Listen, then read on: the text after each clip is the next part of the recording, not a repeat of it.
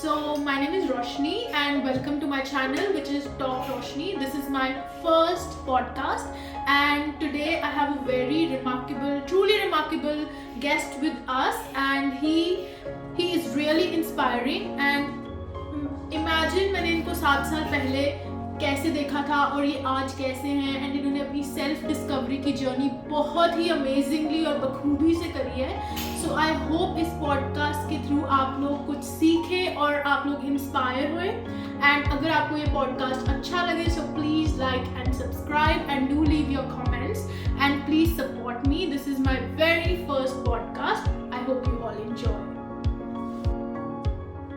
Welcome. First of all thank you for coming. तुमने अपने busy schedule में से इतना टाइम निकाला। आई नो टीजे बहुत बिजी है गाइस एंड टीजे ने अपना टाइम निकाला and I am really grateful कि मैं और टीजे हम कब से प्लान कर रहे थे पिछले 2 साल से हम प्लान ही कर रहे थे कि हम एक करेंगे, विल स्टार्ट व्लॉगिंग और हम पॉडकास्ट करेंगे कुछ ऐसा। बट आज जाके मैंने बहुत रिक्वेस्ट करके कि please come, I really want to do something with you. So I'm very thankful. Thanks for coming, TJ. Welcome. Okay. So TJ, let's start. Are you excited? हाँ, मेरा फर्स्ट टाइम है किसी के साथ ऐसा लाइव 1-on-1 इंटरव्यू, तो देखते हैं कैसे जाता है। That's nice. अगर कुछ भी मैंने ऐसा ऑफेंसिव बोल दिया, I'm really sorry.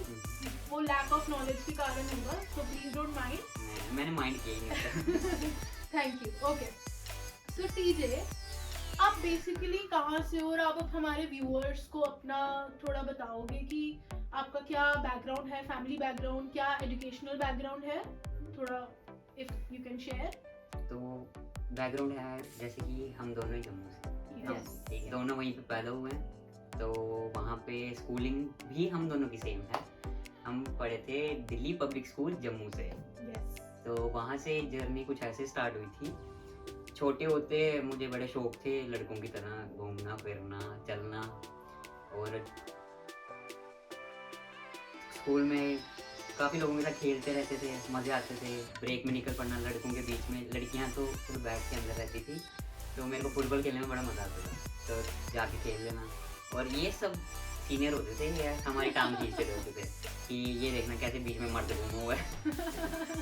तो आप भी बता सकते हो कि आपने कैसे कैसे आपका विजन रहा था जब आप मुझे देखते थे वहाँ पे स्कूल में, और अब देखते हैं तो क्या फ़र्क लगता है। तो आई रिमेम्बर कि मेरे को मेमोरीज हैं कि हमारी 11th की क्लास और आपकी 10th की क्लास बिल्कुल साथ साथ थी, सेम कॉरिडोर था एंड आपके जो क्लास में कुछ बच्चे थे हम और हम इकट्ठे सिंगिंग करते थे, तो बहुत आना जाना था आपकी क्लास में। एंड हम देखते थे कि यार ये लड़की है कि लड़का है कि क्या है, ये स्कर्ट पहना है, ये कैसे चल रहा है। एंड देन हम इसकी लेग पुलिंग करना कि तुम तो टॉम बॉय हो, कि ऐसे हमने कितना इसका लेग पुलिंग करना है। एंड फुटबॉल खेल रहे हो, आपको कोई परवाह नहीं, आपका सूट पहना है तो दुपट्टा कहाँ जा रहा है, स्कर्ट पहनी है तो कहाँ जा रही है। So I remember all of that.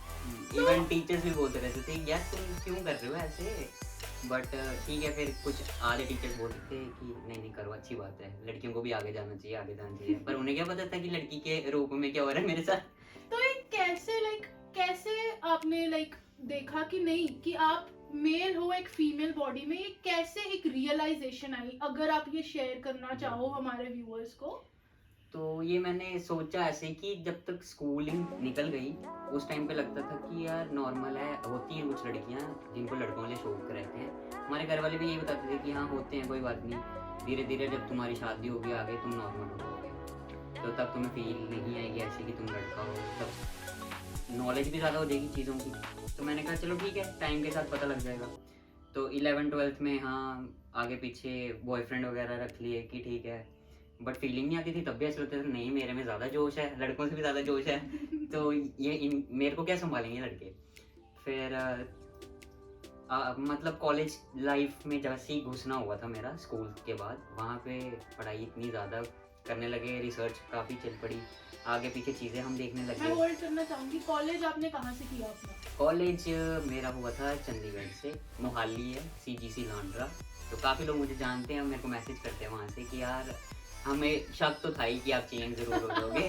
तो उसी ड्यूरेशन में मैंने अपने काफ़ी चेंजेस लाना शरीर में स्टार्ट कर दिए थे। क्योंकि वहाँ पे ही मेरे को प्रॉपर फील आई थी कि नहीं, मैं हूँ नहीं, लड़की हूँ मैं कंफर्टेबल, मैं ऐसे आगे कंटिन्यू रख पाऊँ। मैंने काफ़ी रिसर्च की, अकेले बैठ के मैंने ना बैठ के यूट्यूब वगैरह देखना, सर्च करना, फिर डॉक्टर से भी बात कर लेनी कि ये सब हो क्या रहा है मेरे साथ। फिर वो बोलते थे कि नॉर्मल है, चलो होता है, ये सारी माइंड की गेम है। आधे लोग पागल भी बोलते हैं, चलो ठीक है पागल ही सही। तो उन्हीं को पता था जो इसमें होते हैं, क्योंकि आसान लाइफ जीना सबकी उसमें होता है ना कि इजी है, शादी करवाओ, बच्चे कर लो, यही लाइफ का पूरी रूटीन चल रही है। पर उससे हट के तुम निकल रहे तो कुछ तो अलग होगा ना मेरे अंदर, कि मेरे को वो प्रण लेना पड़ा आगे बढ़ने के लिए, कितनी लाइफ अपनी छोड़नी पड़ी। लोग करते रहते हैं कमेंट कुछ ना कुछ, वो भी अब पढ़ेंगे हम बाद में आराम से कि कमेंट क्या आते रहते हैं। हम उन कमेंट्स पे भी अभी जाएंगे। हाँ, उस पर भी चर्चा करके मैं आज ज़रूर रिप्लाई दूँ उनके भी कि क्या होता है और मेरे को मतलब क्या फीलिंग आती है उन कमेंट को देखकर। तो चलो नेक्स्ट क्वेश्चन देखते हैं। ओके, तो मेरे को अब ये जानना है कि अब आप खुद को कैसे एड्रेस करते हो? आपको एड्रेस करने से मेरे को ऐसा लगता है कि सामने वाले की मर्जी कि वो मेरे को कैसे भी एड्रेस कर रहा है, क्योंकि आज भी मेरे घर वाले मुझे एक लड़की की तरह ही एड्रेस करते हैं, क्योंकि उनके लिए भी ऑब्वियसली ये मानना बड़ा मुश्किल है कि ये लड़के में जैसे कन्वर्ट होना चाहते हैं, कैसे करेंगे। उन्होंने तो 20 साल मुझे लड़की के उसमें ही देखा हुआ है ना। फिर मुझे होता है कि चलो ठीक है, उनको लड़की वाला लग रहा है तो हाँ हाँ में हाँ मिलाओ और अच्छे से रहो, और मेरे को बुरा ही नहीं लगता, सीधी बात। दूसरा, जो मेरे को मेरी अपीयरेंस से देख के बोलते हैं कि हाँ लड़कों की तरह रहते हो, ही बोलेंगे या कुछ भी, मेरे को उसमें भी खुशी मिलती है। पर ये नहीं है कि मैं ऑफेंड फील करूँ अगर किसी ने मेरे को शी बोल दिया, क्योंकि वो पुराने लोग हैं जिन्होंने मेरे को वैसे देखा हुआ है। आई रिमेम्बर तंज, मैं हाँ। भी, मेरे लिए बहुत डिफिकल्ट था ये एक्सेप्ट करना, क्योंकि मैंने आपको छोटे होते से देखा है, हम इकट्ठे स्कूल में पढ़े हैं, एंड एकदम से आपको सुन तू क्या कर रही है एंड सडनली अब तू क्या कर रहा है, तो कभी कभी मेरे मुंह से निकल जाता है। हाँ। एंड आपका मैं पुराना नाम जो कि तंज था पहले, मैं कभी कभी बोल देती हूँ, तो इट्स लाइक कि बड़ा डिफिकल्ट होता है जिन्होंने तुम्हें ना ग्रोन अप होते हुए देखा है, एंड आज अगर हम इतने बड़े हो गए हैं तो काफी डिफिकल्ट होता है। बट आपको सुनना क्या पसंद है कि ऑब्वियसली जो मेरी पेरेंट्स है तो उसी में मेरे को कोई बोले तो वो तो सबको ही अच्छा लगेगा कि चलो मेरे को ऐसे बोल पा रहे हैं, मैंने तो इतना कुछ कर लिया चीज़, और इतना मैंने स्ट्रगल करके अपनी बॉडी को वैसे बनाया कि अब पेरेंट्स से लोग मेरे को बोल के ही बोलेंगे, कंसिडर कर लो। तो हाँ अच्छा लगता है, पर मेरे को बुरा तब भी नहीं लगता अगर कोई मेरे को शी बोलता है। मेरे को उनकी भी भावनाएं समझ आती हैं कि वो मेरे को शी इसलिए बोल रहे हैं क्योंकि वो मेरे को बड़ी पहले से जानते हैं। अब मैं इसको भी ऑफेंडेड फील करूँ कि यार ये क्यों बोल रही है, उनका भी कसूर नहीं है, वो अपनी जगह सही है, उन्होंने मेरे को वैसे देखा हुआ है। अब मैं उनसे लड़ाई करूँ, कुछ होते हैं जो ऑफेंड फील कर लेते हैं, जो अपनी जर्नी में होते हैं कि हमें प्रोनाउंस लगाओ, दे बोलो, शी बोलो, पर मुझे वैसा नहीं है। हर एक की स्टोरी अलग होती है और समझने की ताकत भी अलग होती है। कहीं नहीं समझ पाते कि ये कैसे इसको लेंगे, पर हमें तो बस यही टाइटल चाहिए अपना, आगे मिस्टर लगे, मिस क्यों बोल रहे हो कोई, मेरे को कोई होता ही नहीं। मेरे आज भी डॉक्यूमेंट सेम है, मुझे उसमें भी दिक्कत नहीं है। धीरे धीरे कराएंगे चेंज जब बहुत ज़्यादा लगेगा कि अब नीड है इस चीज़ की। जब तक मुझे नीड लगती नहीं, मैंने वही डॉक्यूमेंट चलाए। काफ़ी लोग बड़ी जल्दी करते हैं कि हम उसमें सबसे पहले डॉक्यूमेंट शेयर लो। मुझे ऐसा लगता है कि जब तुम्हारी सारी फुल सर्जरी हो जाती है तब उस ड्यूरेशन में जाओ अपने डॉक्यूमेंट चेंज करवाने के लिए, उससे पहले मत करो।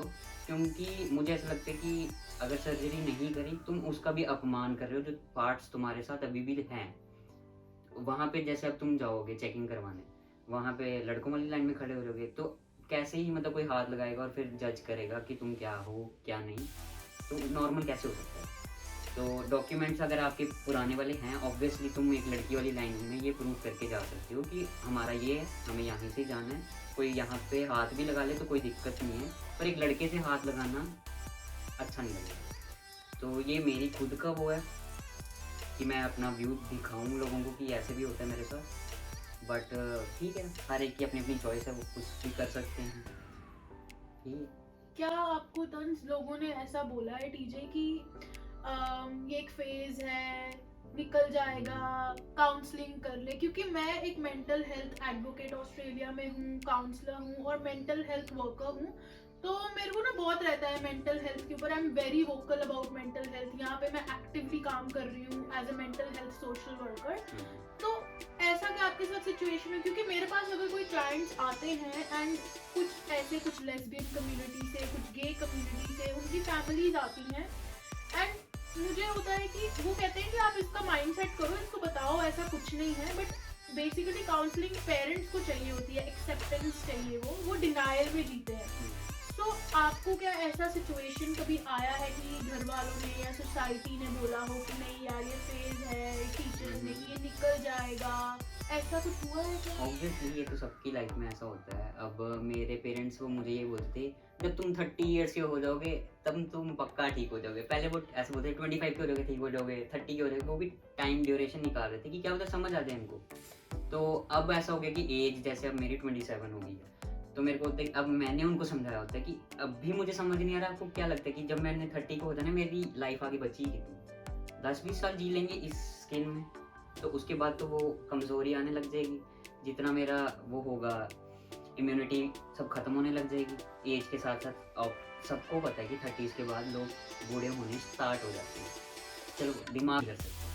अब मैंने इसीलिए उनको समझाता है. अब लोग मुझे पूछते हैं आपने अपने घर वालों को मनाया कैसे, तो घर वाले मानते नहीं हैं, उनको टाइम लगता है, बहुत टाइम लगता है. मेरे को आज भी टाइम लग रहा है उनको हर एक चीज़ एक्सप्लेन करने में.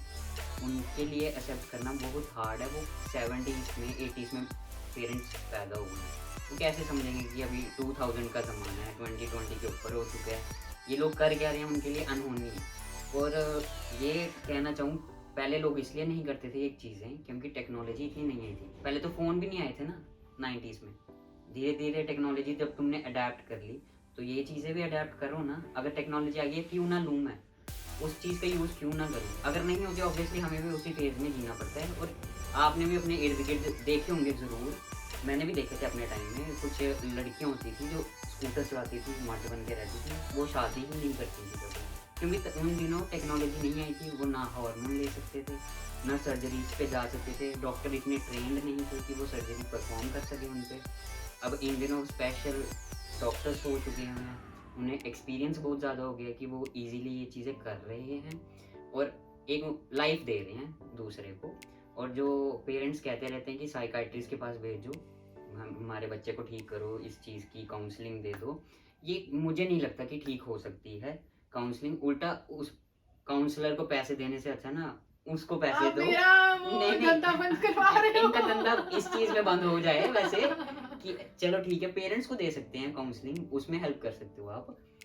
जैसे वो आपके पास बच्चा लेके आए तो आप खुद उनको बोलो कि पेरेंट्स की भी क्लास लगा लो. एग्जैक्टली मेरा यही रहता है कि बेसिकली ये पेरेंट्स की काउंसलिंग है, बच्चे से बात करो, उनका व्यू भी जानो कि इनको क्या है. आप ट्राई करो पहले उनको कन्विंस करने की, नहीं होते चलो उनकी भी लो. आप आराम से बैठ के काउंसलिंग समझाओगे ये चीज़ें, फिर उनका भी जानोगे तो आपको लगेगा यार ये भी तो ठीक ही बोल रहे हैं अपनी जगह.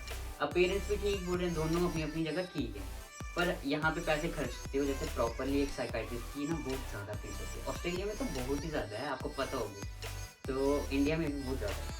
मेरे को लगता है शायद एक सेशन उनके 10-10 हज़ार 5-6 हज़ार से स्टार्ट होता है. आई रिमेम्बर मैंने 11,000 के देखे हैं सेशन. तो एंड नॉर्मल फैमिलीज अफोर्ड नहीं कर सकती. नहीं कर सकती. और अगर आपने वो सेशन ले लिया, मुझे लगता है 11,000 के ना हार्मोन आ जाएंगे 2 साल, जो अगर आप उसको दिलवाओगे ना अपने, वो सुसाइडल पे जाते हैं जैसे उनके थॉट आते हैं, तो वो हटाने के लिए तुम काउंसलिंग तो करवा रहे हो, ठीक है अच्छी बात है. पर अगर उनकी बात मान के वो चीज़ उनको फॉलो करवाओगे तो ऑब्वियसली वो भी खुश, आप भी खुश ना. उनकी खुशी में आपकी खुशी होनी चाहिए ना, ऐसा मुझे लगता है.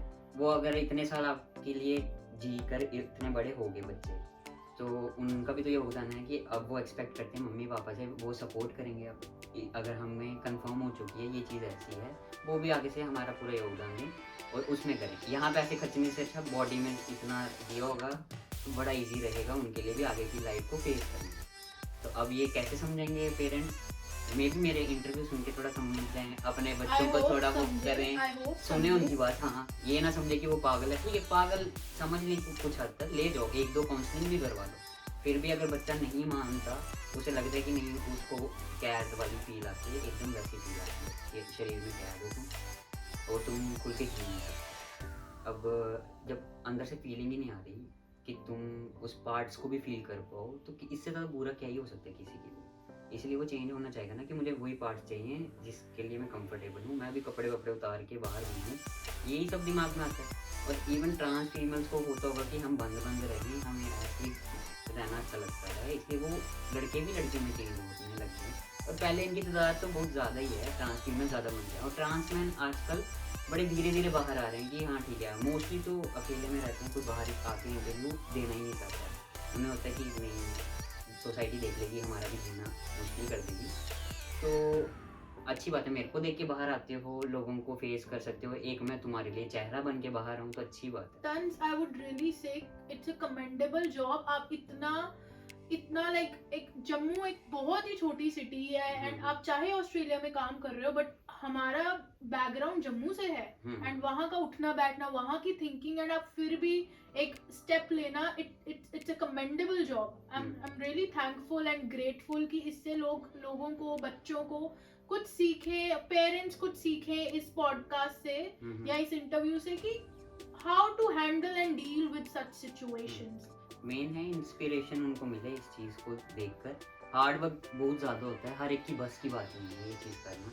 मैंने डेली काम किया होता है, डेली काम किया होता है, मैंने एक भी छुट्टी नहीं ली होती है। अगर इनको लगता है, कुछ लोग मेरे को बोलते हैं कि मर्द बनना आसान नहीं है, मुझे पता है, और औरत बनना भी आसान नहीं है। हर एक की लाइफ अपनी अपनी जगह हार्ड ही होती है, और ये मेरे को समझ पाओ तो मैंने दोनों लाइफ जी ली है। ये भी तो देखो, लड़की वाली भी मुझे पता है कैसे होता है हैंडल, और लड़के वाली भी कैसे होता है। अब मुझे डेली काम करना पड़ता है, 16-16 घंटे शिफ्ट मार के मेरे को जिम करना पड़ता थोड़ा है। आप वही मैं अभी आ रही थी कि बताओ थोड़ा कि कैसे आप अफोर्ड कर सकते हो, क्योंकि अगर आप 27 इयर्स ओल्ड हो, पेरेंट्स का सपोर्ट अगर नहीं है फाइनेंशियली, एंड ऑस्ट्रेलिया में एक स्टूडेंट आया है, एक माइग्रेंट, एंड माइग्रेंट्स की लाइफ अच्छी नहीं होती, इट्स यहाँ पे बहुत हार्ड वेरी है। Hard. Home sickness, depression, anxiety, panic attacks, and you are all alone, and आप घर पर भी नहीं कॉल कर सकते हो कि ऐसा चल रहा है. सो सेम सिचुएशन से हम सब माइग्रेंट्स जूझ रहे हैं. तो कैसे आप इस सिचुएशन में भी अफोर्ड कर पा रहे हो, एंड क्या है ये, आप थोड़ा ये इलैबोरेट करो प्लीज. तो मैंने ऐसे स्टार्ट किया था कि छोटे होते ये सोचा था, इतना भी छोटे होते नहीं, मतलब कॉलेज लाइफ में मैंने सोचा था कि बाहर जाना है मैंने पढ़ने, एक कंट्री चूज़ करी, ये मेरी ड्रीम कंट्री होनी चाहिए। तो ऑस्ट्रेलिया मेरे को बड़ा अच्छा लगता था, कनाडा अच्छा इसलिए लगता है बर्फ़ पड़ती है बहुत ज़्यादा, मुझे ठंड नहीं पसंद है। तो मैंने ऑस्ट्रेलिया चूज़ किया। उसके बाद मैंने सोचा सबसे बड़ी सिटी में जाना है। वो इतने बचपन के ख्वाब, जैसे तुम सोचोगे पहुँच ही जाओगे कहीं ना कहीं, मेहनत करोगे तो वहाँ पे मैंने डिसाइड किया, कॉलेज की लाइफ जी ली। उसके बाद मैंने कहा मास्टर्स के लिए अप्लाई कर दो बाहर। अब मुझे 1 साल लग गया अप्लाई करते करते, मैंने 1 साल ड्रॉप किया उस चीज़ के लिए।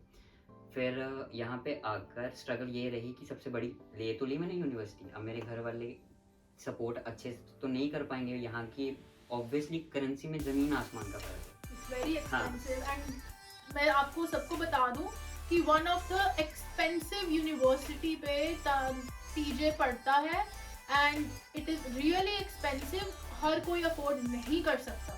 इवन मेरे घर वाले भी अफोर्ड नहीं कर सकते। वो बहुत हार्ड जर्नी ये रही थी कि मैंने लोन लिया था, और घर वाले यही सोच रहे थे उस टाइम पे कि एक लड़की के लिए लोन लेना बहुत बड़ी बात है, क्योंकि क्या पता वो बचा रहे हों शादी करवाने के लिए। तो उसके लिए फिर भी मैंने फोर्स किया उनको कि नहीं मुझे पढ़ना है, और घर वाले काफ़ी सपोर्टिव रहे। उन्होंने कहा चलो ठीक है, हमने जो बचाया हुआ है तुम्हारी शादी के लिए, तुम पढ़ना चाहते हो उससे, तो हम ठीक है देने के लिए रेडी।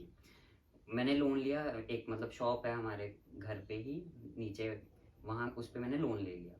तो लोन भी था कुछ 30-40 लैक्स के आसपास। तो उसको वापस करना आसान बात नहीं है, चाहे तुम यहाँ पे काम भी कर रहे हो। मेरा आज भी वो लोन चल रहा है, तो मेरे को उसकी EMIs भरनी पड़ती हैं हर मंथ, और हार्ड रहता है मेरे लिए, इसलिए मेरे को काम भी डबल करना पड़ता है कि मैं वो दोनों मैनेज कर पाऊँ अच्छे से।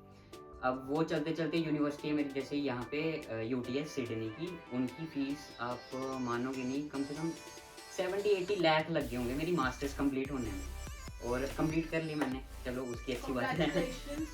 क्यों, और ऊपर से घर वाले मैंने बोला था घर वालों को मैं छोड़ दूँ डिग्री और चेंज कर लूँ, जो सस्ते होते हैं लोग मोस्टली यहाँ पे चेंज कर लेते हैं, बट घर वाले कहते नहीं, जो तुम एक चीज़ करने निकले हो वो पूरा ज़रूर करना। फिर अब मेरे में एक बेस्ट चीज़ तो है कि कंसिस्टेंसी होता है, जब तक जर्नी कंप्लीट नहीं हुई तब तक मैंने हटना नहीं, चाहे मेरे पैसे ज़्यादा लग रहे हों, मेरे को और मेहनत करनी पड़ जाए, तो करेंगे, कोई बात नहीं, हटेंगे। अब मैंने कंप्लीट तो कर लिया, अब मेरे पे लोन तो चल रहा है, साइड बाय साइड मैंने मैनेज किया होता है। 15-16 घंटे काम करने के बाद मेरे को होता है घर पे मैं EMI भेज दूँ, घर में भी थोड़ी फंडिंग मैं दे दूँ, और जो लोगों को लग रहा है कि हम लड़कियों की रिस्पॉन्सिबिलिटी लेते हैं, लड़कियां भी लेती हैं, ये भी तो आए हैं, इन्होंने भी तो किया ही, अपने घर को करते होंगे मैनेज, ऐसे कहने के लिए बातें हैं लोगों के आगे। फिर अब मेरे पास 2-2 काम थे करने इधर उधर, 16-16 घंटे काम करने के बाद मैंने जिम जाना नहीं छोड़ा। मेरे को 7 साल हो रहे हैं जिम, और सिर्फ इंडिया जाते हुए मैंने छुट्टी मारी होती है जिम की। मैं बता दूं आपको, मैं टीजे की स्टोरीज इसके पर्सनल अकाउंट से आज से नहीं देख रही हूँ, सालों से देख रही हूँ, एंड मैं हर बार कहती हूँ नेक्स्ट वीक से मैं भी रेगुलर हूँ, पर ऐसा इट्स नॉट पॉसिबल जितनी कंसिस्टेंसी ये टीजे जिम करता है। और मैंने ऐसे किया होता था इंस्टाग्राम पे ना, डे 1 डे 2 ऐसे स्टार्ट किया था, डे 1 ताकि मेरे को अगले दिन भी रहे, मैंने डे 2 डाला है। वही देख के मेरे माइंड में आता था कि मैं कल से जिम जा रही हूँ, और मेरा कल अब तक नहीं आया। तो और मेरा वो कल होता था, कल डे 3 है, ये एक्सरसाइज करनी है। माइंड को मैंने पूरा रीसेट रखा होता था कि कुछ भी हो जाए, मैं कहीं पे भी हूँ, जिम किए बिना मैं घर एंटर नहीं करना है। चाहे मैं अब 16 घंटे की शिफ्ट लगा के बाहर हूँ, वहीं से जिम करके फिर घर घुसना है, चाहे रात के 2 बज रहे हैं, मैंने जिम जरूर करना है। ये माइंड में मेरा सेटअप पूरा था। तो अब इतनी ज़्यादा फंडिंग करके अब मेरे को ऑब्वियसली होम सिकनेस भी होती है। हर 3-4 मंथ में मैंने ना एक ट्रिप छोटा सा लगा लिया होता है, चाहे वो 3 दिन का होता है इंडिया का, पर मैंने चक्कर जरूर मारता है कि एक बार मैं अपने उधर जाके हाथ वाथ लगा दूँ सबको कि हाँ ठीक है, मैं भी जिंदा हूँ, ये भी जिंदा है सारे। तो ये ना हो कि अपने ऊपर ध्यान दे देते हम उनको ना छोड़ रहे हूँ कहीं पे। और ऑब्वियसली मेरा एक भाई है, वो मेरे को बोलते रहता है कि हाँ तूने तो बाहर घूम लिया, तेरी ऐश है। उसे नहीं पता ना ऐश यहाँ पे नहीं है, ऐसा नहीं होता कि जो लोग सोचते हैं बाहर जाके ऐश है ऐसा बिल्कुल नहीं होता। बड़ा काम करना पड़ता है, और फिर जाके हाँ जो वो थोड़े हम खर्चे देते हैं लोगों के, वो खर्चा ही हम दिखाते हैं, तो आपको वो स्टोरी दिखती है कि नहीं इनकी तो ऐश है। और आईफोन लोगों को लगता है ईजी है, ईजी लेना, ठीक है। अब वो इजी डबल शिफ्ट मार के इजी हुआ है। अब इंडिया में मुझे पता है डबल शिफ्ट नहीं मार सकते, एक जगह तुम प्रॉपर्ली काम करे वो 8-8 घंटे का तुम डेली वो काम करोगे। यहाँ पे हम सैटरडे संडे भी नहीं सोते हैं। आज भी इंटरव्यू से पहले मैंने काम किया, फिर मैंने कहा कि चलो मैं 2-3 घंटे जो मैंने सोना है नहीं सोऊं, रेस्ट ली होती है मैंने जिम से पहले थोड़ी 1-2 घंटे की ना लेकर मैं इंटरव्यू कंप्लीट कर लूँ।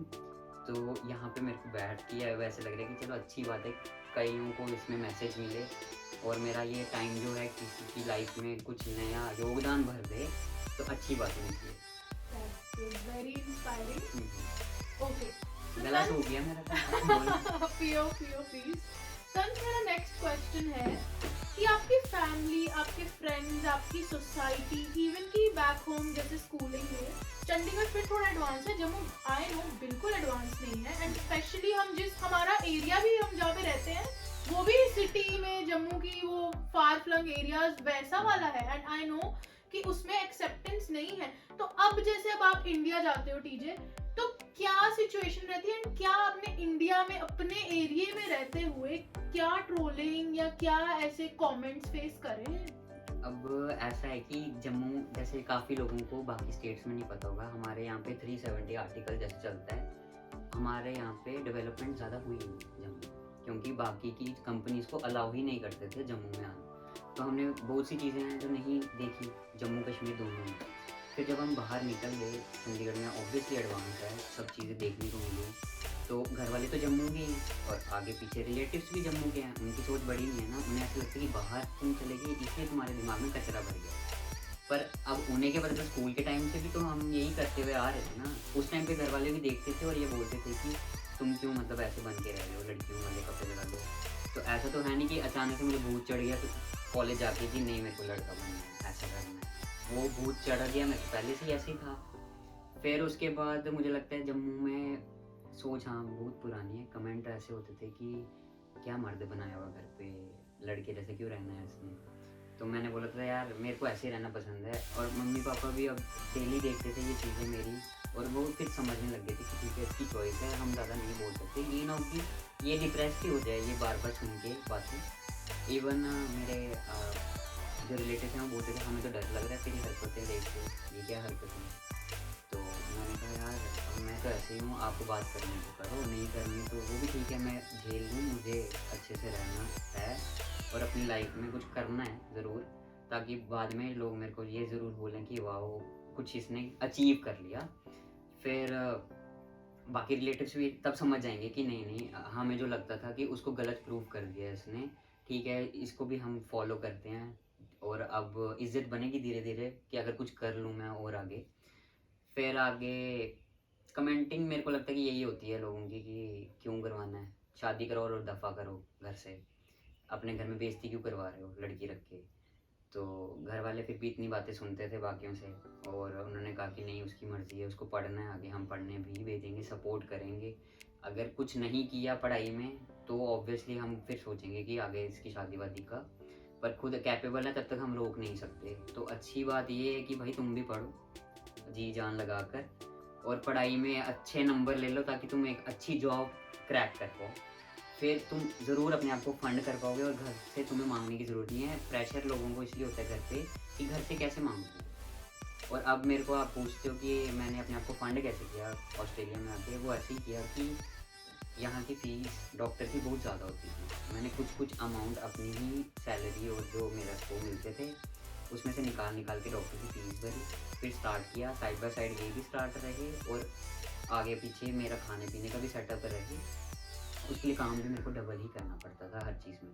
ऐसा नहीं है कि आसानी से तुम्हें चीज़ मिल जाएगी, घर पे बोल दोगे ये करा दो, ऑब्वियसली नहीं करवाएंगे। तुम्हें खुद ही जाके उठना पड़ेगा और मेहनत करनी पड़ेगी। और सोचोगे घर पे बैठे बैठे, काफ़ी लोग मेरे को मैसेज करते हैं कि हमें भी बताओ ये कैसे करना है, हम भी करेंगे। उनको मैंने सबसे पहले यही मैसेज में पूछा था, तुम्हारी एज क्या है और दूसरा तुम्हारी अभी पढ़ाई क्या है। जब तक तुम्हारी जॉब नहीं लगी इन चक्करों में पढ़ना ही नहीं, घर पे मांगना भी मत। और जब तुम्हें खुद में अगर लग रहा है ना मर्द बनने की ताकत है, तो वो सारे लड़के देखे ही होंगे आपने काम करते हैं, लड़का लड़की तो क्या कर रहे हैं, अब लड़कियां भी काम करती हैं। तो घर बैठ के तुम ये सोच रहे हो 17-18 साल में ये मेरी वीडियोस देख ली, इन्फ्लुएंस हो गई, ये बन जाना है। मैंने कभी प्रमोट नहीं किया किसी को कि छोटी एज में ये डिसाइड करके बैठ जाए कि मेरे को चेंज करना है। आराम से 22-23 एज के बाद जब तुम्हारी जॉब सेटल होगी स्टार्ट करो। मैंने भी अपनी 25th एज से स्टार्ट किया था ये चीज़ करना, जब मुझे 100% लग गया था कि नहीं अब नहीं हो सकता, पीछे नहीं मुड़ सकते, मुझे उस लाइफ में नहीं रहना, आगे मुड़ेंगे और कुछ और करेंगे।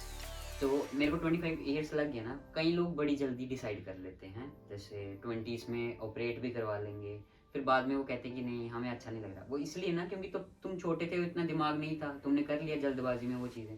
तो अपनी एज ड्रैग करो वहाँ तक ताकि तुम्हें आगे पता है कि अब तुम ये चीज़ कर भी लोगे ना तो पीछे मुड़ने का इतना तुम जी कर आगे ना वो वाला लाइफ स्पैन, तो अब तुम्हें पता है कि आगे क्या होने वाला है। डिसाइड करो 25 में हॉर्मोन डॉक्टर के पास जाओ, विद इन 1-2 ईयर्स आपका सब कुछ कंप्लीट हो जाएगा। 27-28 तक तुम फ्री हो, रिकवरी पीरियड में आ जाओगे, अपनी ग्रोथ करो, फिर जिम वगैरह जाओ। अगर तुम्हें लगता है कि तुमने लड़कों को देख के किया, ऑब्वियसली मस्कुलर बॉडी देख कर ही तुमने किया ही होगा, तो मसल बनाने के लिए जिम तो डेली जाना ही पड़ेगा, कर लो फिर मेहनत करो, यही है एट द एंड।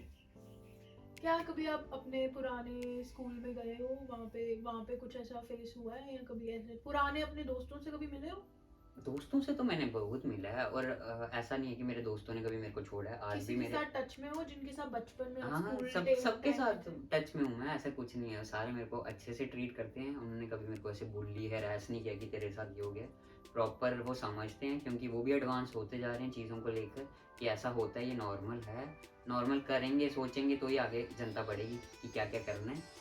तो सब बहुत ज़्यादा सपोर्टिव है मेरे दोस्त, जिनसे भी बात करी मैंने। और रिसेंटली मेरे को एक मैसेज भी आया था स्कूल की तरफ से। एक कुछ बच्चे होते हैं जिनको आदत होती है कि उंगली करनी है, तो मेरे को मैसेज किया था ऐसे ऑडियो भर के ना, गालियाँ दी थी उसने कि तू मर्द है औरत है। तो मेरे को ना बड़ा डिस्टर्बिंग लगा था उस टाइम पे कि इतना कोई कैसे ही गिर सकता है कि मैसेज कर रहा है ऑडियो प्रॉपरली बोल के और गालियाँ गंदी गंदी। तो मैंने ना ऐसे उसकी स्टोरी डाल दी थी कि इसको रिपोर्ट कर दो, और इससे ज़्यादा मेरे पास कुछ रिप्लाई नहीं होती किसी के लिए, ना मेरे को मज़ा आता है किसी को गालियाँ देने में, आज तक मैंने दी भी नहीं है गालियाँ। फिर अब वो लड़का फिर भी नहीं माना, फिर से उसने एक ऑडियो भेजी कि तू तो लड़की है, तू कुछ उखाड़ नहीं सकती मेरा, कर ले जो करना है तेरे को। मैंने कहा यार खुद से ही बातें कर रही, क्या ही हो रहा है इसके साथ। अब मैंने क्या किया, उसकी ना रिकॉर्डिंग की, ठीक है, एविडेंस क्रिएट हो गया। उसके बाद मैंने ना डाल दिया ग्रीवियंस में, जो कि इंडिया में काफ़ी हेल्पफुल रहता है, वहाँ पे मैंने डाल दी कंप्लेंट। फिर मैंने पता लगाया वो ना कहाँ से था, तो वो निकला, उसकी बदकिस्मती थी कि अपने स्कूल का निकला वो। तो वो अभी 11th-12th में पढ़ रहा था, तो मैंने स्कूल में ना प्रॉपरली DPS में ईमेल लिख दी कि ऐसे ऐसे मेरे साथ हो रहा है, ट्रोलिंग और बुलिंग इसने की है और गालियाँ वगैरह दी है, और मेरे को पता ही नहीं है कौन है। तो वहाँ पे एक्शन ये लिया गया कि पुलिस भी गई थी स्कूल में, उन्होंने ढूंढा। इतने में मेरे जैसे फ्रेंड्स काफ़ी सपोर्टिव है, उन्हें पता लगा, वो भी उनको गुस्सा आ जाता है कि यार ऐसे कैसे बोल रहा है। तो उन्होंने पता किया, जैसे हमारे कोऑर्डिनेटर है एक, उनको कांटेक्ट किया कि सर आपके क्लास में ना यहाँ पे ऐसे बच्चा होगा, उसको ढूंढो और देखो कि कौन है। अब ऑब्वियसली जिसके पीछे तुम पढ़ोगे वो तो निकल ही आएगी उसकी सारी डिटेल्स। जम्मू वैसे ही बहुत बहुत छोटी छोटी सिटी है। सी, हाँ वो जगह है, तो वहाँ पे गए, पता लग गया। अब स्कूल में कोऑर्डिनेटर ने बुलाया, अगले दिन ही मेरे को ना वीडियो कॉल आ गई उनकी तरफ से कि ऐसे ऐसे मैंने पकड़ लिया इन बच्चों को। तो ये 2 लड़के थे जो आपस में मिलके आपको गालियाँ दे रहे थे, मैंने पकड़े, तो ये सॉरी बोलेंगे आपको और इनका मैं देखता हूँ कि क्या करेंगे हम इनके ऊपर एक्शन। तो उन्होंने मेरे को ऐसे सॉरी वगैरह बोला, मैंने कहा चलो ठीक है। अब पुलिस ने भी उनके ऊपर फाइन डाला क्योंकि उनकी एज 17 से कम थी, तो अब जेल वेल तो नहीं करेंगे, बट उनको ये आगे बोल दिया कि 18 के बाद ये फिर से के ओपन हो जाएगा केस, और फिर तब तक आप 5000 की पेनल्टी भरो। तो ये जो लोगों को लगता है ना कमेंट मारना बहुत ईजी है, कुछ भी बोलते रहते हो किसी की प्रोफाइल में, पर जब पकड़े जाओगे ना उसमें, फिर तुम्हारे लिए हार्ड है वहां से निकलना। आप प्रोफाइल एक बेसिकली किसी का घर है, आप किसी के घर में घुस जाके के गालियां उसको दे गालियां दे रहे रहे हो। हो। हाँ, तो और चलो ठीक है, तुम्हें मजा आता है गालियां देने में, ठीक है देते चलो। काफी लोगों को मैंने स्पेशली खुद से मैसेज किए कि यार क्यों परेशान हो, क्यों गाली दे रहे हो। आगे से वो बोलते थे ओ सॉरी सॉरी यार, हमने ऐसी परेशान है, ऐसे दे दी मजे के लिए। काफी लोग मेरे को उधर ही मैसेज पे ही सॉरी बोल देते हैं, और जो लोग नहीं बोलते हैं फिर मैंने उनका ऑब्वियसली एक्शन लिया होता है कि फिर अब तुम्हें एक अच्छी लेसन मिल जाए लाइफ का कि ये करना आसान नहीं होता, दूसरा भी परेशान हो सकता है। और मेरे को वैसे देखा जाए ज़्यादा परेशानी होती नहीं है लोगों के कमेंट से। लोग सोचते हैं कि इसको हम उंगली करेंगे तो कुछ आएगा इसकी तरफ से, मेरे को नहीं होता, सीरियसली मेरे को फर्क ही नहीं पड़ता। वेल डन टीजे, ये एटीट्यूड अगर है तो hmm. It's a commendable attitude. And DPS हमारा बहुत सपोर्टिव स्कूल रहा है। हाँ, एंड तो वो रहता है ऐसा, इसलिए स्कूल का ना मेरे को योगदान रहा हाँ, काइंड ऑफ। योगदान तो है ही है। अगर स्कूलिंग अच्छी नहीं होती हमारी और तो कहाँ यहाँ आई तक भी रिमेंबर, नहीं आई पहुँच लव माय पाते। स्कूल हाँ, एंड कितना हमने मजा स्कूल की किया। मेमोरीज तो अच्छी आज है। जो भी कुछ है अपने स्कूल डेज की वजह से है, अपनी टीचर्स की वजह से है। एंड मैं कुछ टीचर्स के साथ फेसबुक और इंस्टाग्राम पे कनेक्टेड हूँ, एंड वो टीचर्स कमेंट्स करते हैं ना, सो और देखते हैं कि पुराना like I really used to love my school. Even school वालों मेरे भी साथ कनेक्टेड हैं, ऐसे मैसेज वगैरह वो ऐसे मेरी स्टोरीज भी देखते हैं, तो ऐसे खुश होते हैं, हेलो हाँ कैसे हो। तो मेरे को ऐसे अच्छा लगता है कि चलो इनको ऐसे अजीब नहीं लग रहा है कि ये क्या हो गया बच्चे, हमने कुछ और देखे थे, कुछ और ही बन रहे हैं बड़े होके। और आधे लोगों की तो वैसी शक्लें चेंज होती है, मोटे पतले अलग अलग हो ही रहे हैं। तो मैंने बस ये है कि मेरा तो काफ़ी थोड़ा ज़्यादा चेंज लगता है उनको। Guys TJ is very helpful. आप इसको कभी भी आप कॉल करो, मैसेज करो, he is always there. And ये मेरे घर के पास ही रहता है, पर 3 साल में अभी तक आया नहीं मुझसे मिलने, ये फर्स्ट टाइम आया है। हाँ, पर मैंने मतलब हमेशा बात करी हुई है, ऐसा नहीं है कि इग्नोर कर दिया कि यार आधे लोग मेरे को कहते हैं घमंड हो गया तुमको, तुम अरे ये नहीं। पहुंच गए हो, कुछ मैं डाउन टू अर्थ वाली फील होती है। एग्जैक्टली। तो और लोग जो मेरे को बोलते हैं कुछ की घमंड हो गया है, तुम रिप्लाई नहीं करते, ये रिप्लाई करने में टाइम लगता है मेरे को ना। आप मानोगे पहले मैंने यही सोचा था कि मैंने सबको रिप्लाई करना है, और काफी हद तक मैंने रिप्लाई अभी हम करे हैं। करेंगे भी रिप्लाई। हाँ, अभी हम करेंगे काफी हद reply। तक मैंने रिप्लाई करे हैं, पर अब यही सोचो ना मैं अकेले इंसान ने रिप्लाई करना, मेरे को 2-3 हजारों की तादाद में मैसेज पड़े हुए हैं, टाइम लगेगा ना। और आधे मेरे को ऑब्वियसली पता है 10-15 दिन पुराने भी मैसेज हो चुके एंड हैं। 16 घंटे की शिफ्ट कर रहा है हाँ, बेचारा। अब उस काम के साथ मैनेज करना है मेरे को। रिप्लाई 1-1.5 घंटा मिलता है, उसमें जितने कवर हो पाते हैं मैंने किया होता है कि किसी को बुरा ना फील हो रहा हो कि मैंने इग्नोर कर दिया, ऐसा कुछ नहीं हुआ है। बस ये है कि मुझे टाइम नहीं मिल रहा। इंडिया में ऑब्वियसली 8 घंटे की शिफ्ट है ना, तो वहाँ पे तो उसके बाद रात को टाइम है, शाम को टाइम है। यहाँ पे वही 16 घंटे की शिफ्ट हुआ, जिम करके फिर मेरे पास टाइम है 1-1.5 घंटे का मुश्किल से, उसमें कितना कर लूँ। तो बुरा नहीं मानो कि रिप्लाई नहीं आ रहा, आ जाएगा। मैंने सोचा कि धीरे धीरे ना एक जूम मीटिंग डालनी है करके, जिसको मतलब इसमें हेल्प चाहिए वो उसमें आए, मेरे साथ 1-on-1 मीटिंग कर लें, तो इसका यही सोल्यूशन हो सकता है। पर एक को पर्टिकुलर सेम चीज़ का रिप्लाई करना हार्ड है मेरे लिए, अब हो गया हुआ। तो देखते हैं धीरे धीरे कैसे मैं मैनेज करूँ नेक्स्ट ईयर। अभी तो आपको पता होगा ओवरनाइट सक्सेस की तरह था मेरे लिए कि 2 महीने में मेरी प्रोफाइल कुछ ज़्यादा ही ऊपर हो गई और व्यूज़ मेरे को 35 मिलियन ऐसे आने लग गए थे। तो मेरे लिए बड़ा शॉकिंग और भर गया था मेरे लिए मैसेज कमेंट। ठीक है, बुरे भी आ रहे थे, ट्रॉल हो रहा था, चलेगा, पर मैसेज जिनको हेल्प चाहिए थी वो बहुत ज़्यादा हो गए थे। तो इसके लिए मैंने सोचा कि हेल्प तो मैं ज़रूर करके ही रहूँ जिनको चाहिए होगी। और मुझे पता है काफ़ी लोगों को नहीं नॉलेज है इन चीज़ों के बारे में, स्टार्ट कैसे करते हैं, ठीक है, वो भी मैं फ़िल्टर करके कराऊँ। और ऑब्वियसली जब तक तुम्हारे पास जॉब नहीं है मीटिंग में आना मत करना है तो फिर ऑब्वियसली तुम्हें फंडिंग करनी पड़ेगी खुद के लिए। और कई लोग मेरे को ऐसे मैसेज करते हैं कि भैया हमें ना आप फंड कर दोगे ऑपरेशन यार अब हम अपने आप को इधर खुद फंड नहीं कर पा रहे। ऐसा बड़ा हार्ड होता है कि इजीली किसी को फंड नहीं करते थे। हाँ अब कल को मैं बहुत बड़े लेवल पे कहीं पहुंच जाऊँ, जैसे मैं यूट्यूब पर थोड़ी और वीडियोस बनाऊँ, मुझे आने लग जाए वहाँ से फंडिंग, तो मैं ज़रूर किसी ना किसी को हेल्प ज़रूर करूँ वहाँ से जो मेरे को आ जाए। क्योंकि जितना मैंने अभी यहाँ पे किया है ना कमाना या कुछ भी, वो मेरे लिए इनफ है। पर मेरे को अगर एक्सटर्नल सोर्स से कभी आता है मैं ज़रूर वहाँ पे हेल्प करूँ लोगों की। तो हाँ यही थॉट कर सकते हैं। अब लोग NGOs वगैरह खोलते हैं या कुछ कुछ खोलते रहते हैं, तो मुझे वो सब की ज़्यादा नॉलेज नहीं है NGO की कैसे कनेक्ट होना है या और आगे कैसे बढ़ना है। तो मेरे से इंडिविजुअली जितनी हेल्प होगी वो मैं ज़रूर करूँ। और ऑब्वियसली आपको भी पता होगा शायद यूट्यूब से बहुत ज़्यादा पैसे बन जाते हैं, कोई ज़्यादा लोग में क्या पैसे लूँ, कई लोग लेते भी हैं इसको। अब आगे आगे तंज आपका लेवल बढ़ेगा, सो आई एम श्योर आपको भी फ्री, आप भी अपना टाइम निकाल रहे हो एंड लोग व्यूज ले रहे हैं, सो आप वो पैसा कहीं यूज कर सकते हो। यूज मैं इसी में करूँ, यही जो तो मैंने थॉट रखा है ना। अगर आप दे रहे हो कल को किसी को इंटरव्यू, आप चार्ज करो, चाहे नॉमिनल अमाउंट चार्ज करो, but then you can do something good with that money. पर ऐसा मुझे लगता है कि चलो वो अगर इंटरव्यू लेके उनकी हेल्प हो रही है, क्योंकि उन्हें भी ऑब्वियसली व्यूज़ के लिए कर रहे होंगे, तो बाद में कल को मैं अपनी बना लूँ प्रोफाइल, जो इतने व्यूज़ इकट्ठे होंगे मेरी प्रोफाइल पे आएंगे, जब कनेक्ट होकर वहाँ से आ जाएगी। जो सोर्स आपको पता ही होगा, जब कोई फेमस है ना वो कुछ भी डालना वहाँ पे स्टार्ट कर देगा ना अपनी इंडिविजुअल प्रोफाइल से, वो ज़रूर चलेगी कभी ना कभी। लोग आ ही जाएंगे सपोर्ट करने की, ठीक है भाई इसने ऐसा कुछ बोला था हम इसको सपोर्ट करते हैं। और वो दिन भी दूर नहीं, ऐसा मुझे लगता है कि जो LGBT की कम्युनिटी है ना वहाँ से MLA खड़े होंगे, ऐसा लगता है मेरे को वन डे। हाँ अब मुझे ज़्यादा LGBT की नॉलेज नहीं है, सिंपल सी बात है। लोग थोड़ा आसान भाषा में अगर बता दो, क्योंकि मेरे को भी जो मुझे नॉलेज है वो बड़ी टेक्निकल है, मैं टेक्निकलिटीज में नहीं मेरे को भी कुछ ऐसी नॉलेज है कि एक कम्युनिटी उन्होंने बनाई है, तो उन्हें लगता है कि हमें राइट्स नहीं मिल रहे। अब वो कौन से राइट्स हैं मुझे नहीं पता, इंडिया में उन्हें होता होगा ऑब्वियसली कि वॉशरूम नहीं जा पा रहे, हम बाहर हैं, हमने कुछ अलग फेस किया और वो कुछ और फेस कर रहे हैं, और चलते चलते लोग कुछ भी बोल देते हैं वहाँ पे। यहाँ पे तो इग्नोर ही करते हैं। बहुत सेफ है अगर आप लेस्बियन गे कम्युनिटी से हैं। सो अगर आप क्लबिंग जा रहे हैं, कुछ जा रहे हैं, तो एक अलग से they are wearing a garland की आप पहचान सकते हो कि that person is a lesbian, that person is a gay. तो यहाँ पे तो काफी राइट्स हैं, काफी अच्छा है। And I have got so many lesbian gay friends मेरे काम पे ना। और मेरे को लगता है इंडिया में इसलिए हार्ड है कि वो कहते हैं कि हम अपना कल्चर फॉलो करते हैं। चलो ठीक है, कोड अपनी जगह ठीक है, उन्हें नहीं पसंद ये वेस्टर्न कल्चर वहाँ लेकर आए, बट उनके लिए हार्ड हो जाता है जो LGBT कह रहे हैं कि हमारी कम्युनिटी है तो हमें राइट्स नहीं मिल रहे प्रॉपरली, हमारे पास वॉशरूम नहीं है जाने के लिए।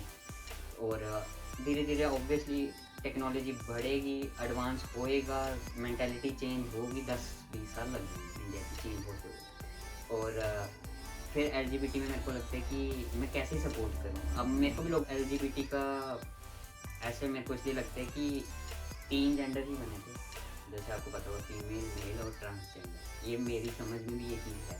और जो राइट्स नहीं मिले हैं वो ट्रांसजेंडर को नहीं मिले, तो उनको ज़रूर दो। अब मुझे LGBTQ के राइट्स नहीं समझ आते, इन्हें कौन से राइट्स चाहिए।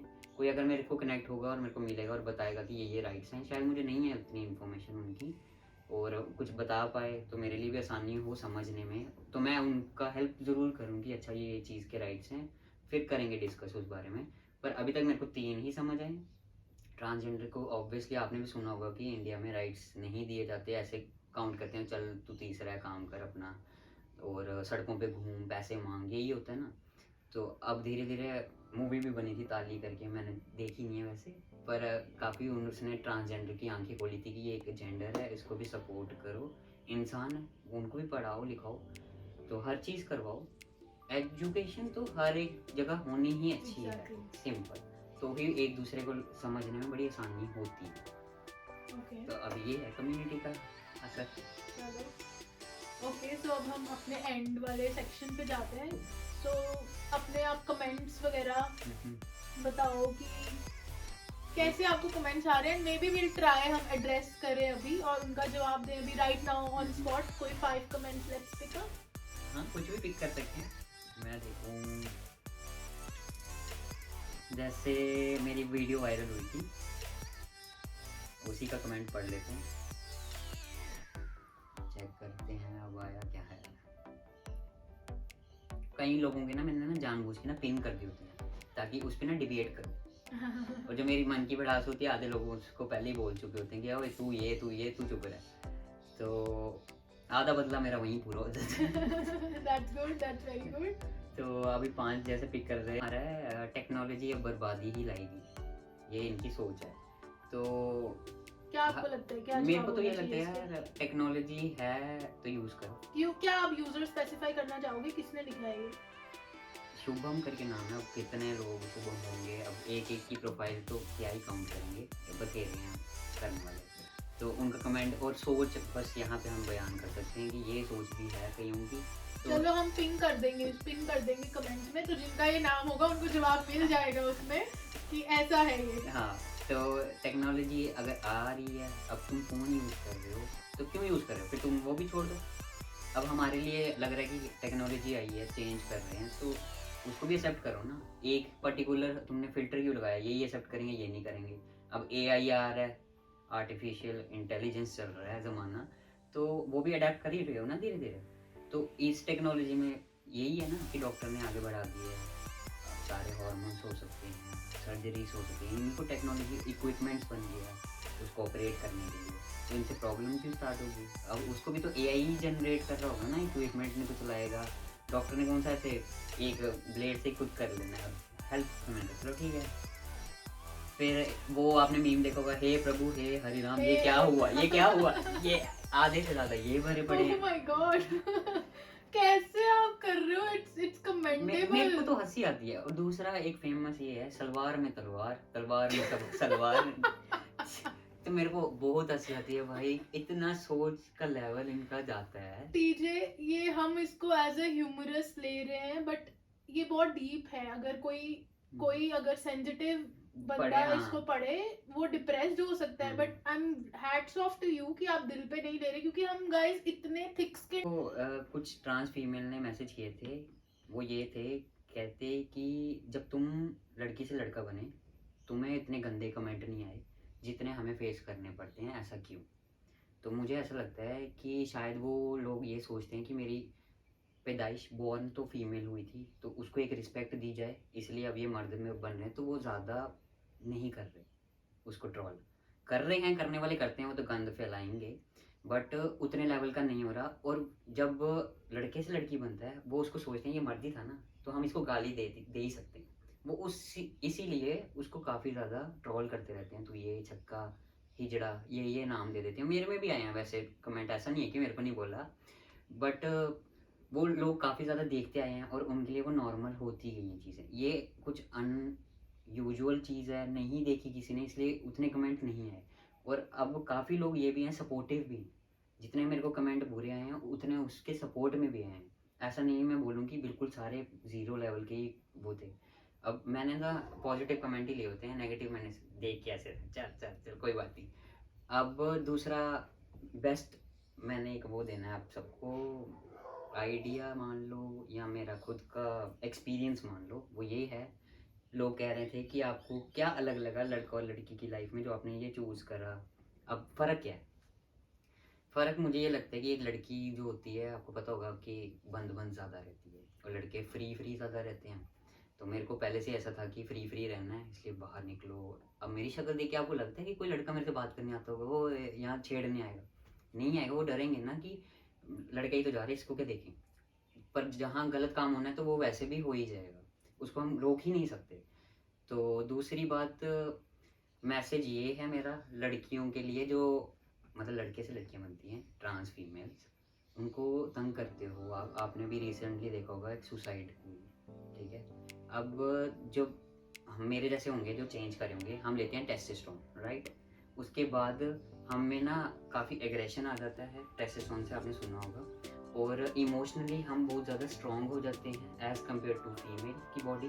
जो मैंने एक चेंज देखा था अपने शरीर में, पहले मेरे को ना बात पे से इमोशन हो जाना, रो भी पड़ना, तो फिर ऐसा लगता है यार क्यों इतना मेरा रोना निकल जाता है, ईजी क्यों। आपको भी होगा, कोई मूवी देख रहे हो ऐसे देखते देखते रोना निकल गया, तो ज़्यादा इमोशनली अटैच हो। अब जब मेरी ये जर्नी स्टार्ट हुई 1-2 साल में, मैंने टेस्टोस्टेरोन का लेवल ऊपर हो गया होगा, अब मुझे इमोशनली किसी के साथ उतनी अटैचमेंट नहीं है। अब मेरे को वो एग्जैक्ट फीलिंग है कि लड़के क्यों इतने इमोशनली आपके साथ अटैच नहीं होते, उन्हें क्यों इतनी जल्दी दर्द नहीं होता। काफ़ी लोगों की सोच अलग भी होती है, ऐसा नहीं मैं सब लड़कों में बोलूँगी हर एक लड़का नहीं रोता, रोते हैं, ठीक है। पर ये मैंने खुद में चेंज देखा, जो मैं कंपेयर करके आपको बता पाऊँ कि ये चेंज था एक मेजर मेरी लाइफ में, कि इमोशनली काफ़ी मेरे को स्ट्रॉन्ग बना दिया इस चीज़ ने। और मेरे को बात-बात पे रोना नहीं आता। कोई मर भी रहा हो मेरे को तब भी फ़र्क नहीं पड़ रहा। मतलब अब मेरे को एग्ज़ैक्टली फीलिंग आ रही है कि क्यों लड़के इतने स्ट्रॉन्ग हैं। लोग इसलिए कहते हैं ना वो स्ट्रॉन्ग है यार, रोता ही नहीं किसी भी बात पे। अब जिसने सुसाइड की उसकी बात पे आते हैं। अब उसने मान लो हार्मोन लेते होंगे जो लड़कियों के, वीक हार्मोन ही मान लो ना, इमोशनली वो वीक होने ही स्टार्ट हो गए। अब लोग बोलेंगे कि लड़कियों को वीक ही बोलो, वीक नहीं बोला मैंने, ये बताया कि इमोशनली उनमें वो आ जाता है लोअर लेवल पे।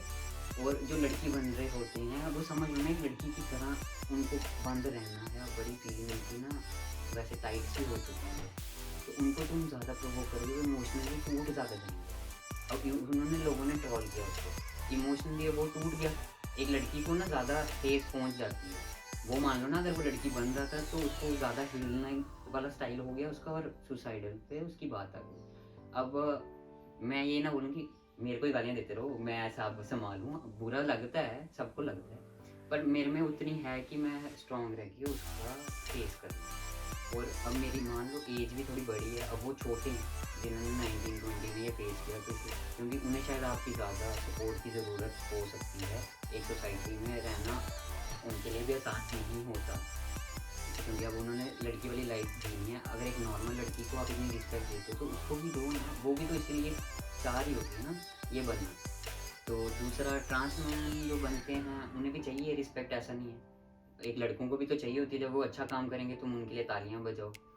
तो ऐसा ये बेस्ट एग्जांपल है कि क्यों फ़र्क है ट्रांस फीमेल और ट्रांस मैन में इमोशनली।